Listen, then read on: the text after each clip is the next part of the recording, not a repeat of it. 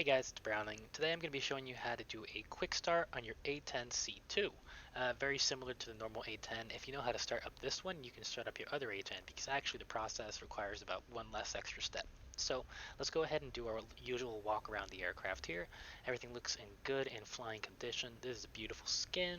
I love this one. This is the A-10 demo team skin right here. You can get this one under the user file section. Just search up A-10 demo and it should show up. Let's go ahead and hop into the F1 view here and start up on the right side of the cockpit.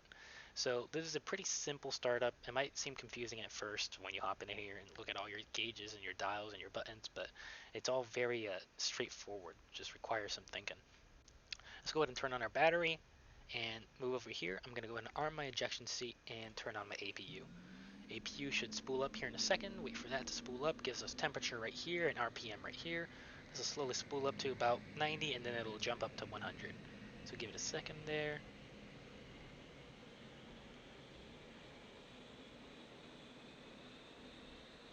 There you go. And now it's jumped up. So now we can go ahead and actually power our systems with the APU generator. And that is all on now.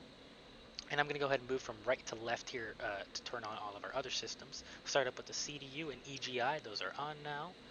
I'm going to go ahead and turn on my battery inverter as well. Right click that. Turn on pitot heat. Turn on my MWS, my jammer, my RWR, and my display, and then standby mode for now. Switch my fuel display level to main. Turn on my KICU, JTRS, and IFCC. I'm going to go ahead and turn on my gun pack while I'm on the ground as well. Switch that to day. Switch that to day since it is day outside. Go ahead and turn on our yaw, our pitch. Very nice. Set over here to track receive or transmit receive, and then main for that. Very nice. I'm going to set this to 255, that's what I usually use here, and then set this one to 127.5. Very nice. Okay, everything is good to go here on this left side. Take another look at the right side, make sure everything's fine. Let me go ahead and set up our this is the Scorpion HMD, so right click it once, it'll set it to on. Then we can look around and you see the HMD is on with all of our horizon line, information, and altitude and airspeed. Perfect. Now we can go ahead and actually move on to turning on the engines. So we'll start up with the left one right here. I'm going to do right alt home, and that'll start up my left engine. If you come to take a look over here, we can get some oil pressure, RPM, and some temperature here in a second once this all starts to pull up. Very nice. The way these gauges work, by the way, is all the ones on the left side right here, like this, are for the left engine, and then the ones on the right side are for the right engine. So obviously we have our fan for left, fan for right. Temperature for left, temperature for right. RPM percentage for left, RPM percentage for right. Oil pressure for left, oil pressure for right, so on and so forth. The only one that are different are going to be your APU down here. This is just, these two bottom right ones are only for your APU, so those are separate. And you can see what I'm talking about if you look at the white lines that separate these gauges. So that bottom one is boxed off for the APU, and then these are in their own category, and these are in their own category.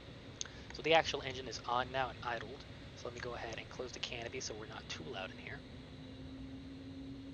Just left Control C, hold it, and it is locked. Very nice. And now we can go ahead and start up our right engine. That's flashing to let you know that you can turn on your APU now, but I won't do that until I start up my right engine. So right engine is right control home, and she's going to go and start spooling up here. Same process here, you're going to see some oil pressure, some RPM percentage, and then your temperature will actually boost up like that. Very nice.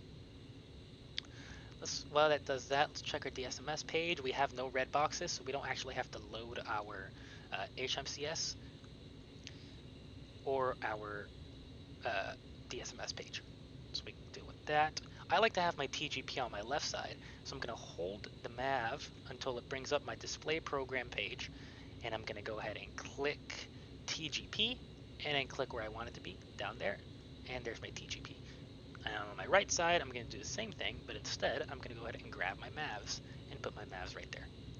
Now, remember that whenever you load your DSMS page, it will reset this, and you'll have to move those screens to the position again. Get rid of our master caution. Okay, looks like our temperatures are fine, RPM is fine, oil pressure is fine. So now we can go ahead and turn off our APU generator power. Come over here to the left side and actually turn off the APU now. Very nice. Alignment is almost done. You will know that your alignment is done once 3516, these numbers, they will switch to 4008 and your alignment will be done. I'm going to set my programs to manual, and you can go ahead and right click here, and that's how you can manually adjust your programs if you would like.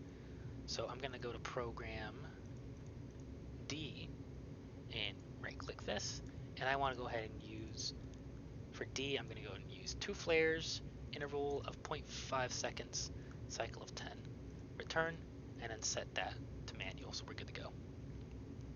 This right here, let's go and turn on our anti-skid, right click that once, and I'll turn on the taxi lights too, even though it's light out, just to get into that habit. Alignment is now done, so let's set this real quick to flight plan and steer point. Very nice. And now we are ready to go and taxi off. Now first, another step that you have to remember for your HUD is to go ahead and give yourself some power here, and you can only do this once you've moved. So we'll move forward a couple inches and click EGI, and now we're good. Now we have a EGI navigation and subsystems on our HUD. Go ahead and cycle through those using the HUD master control button. Set that to nav. Perfect.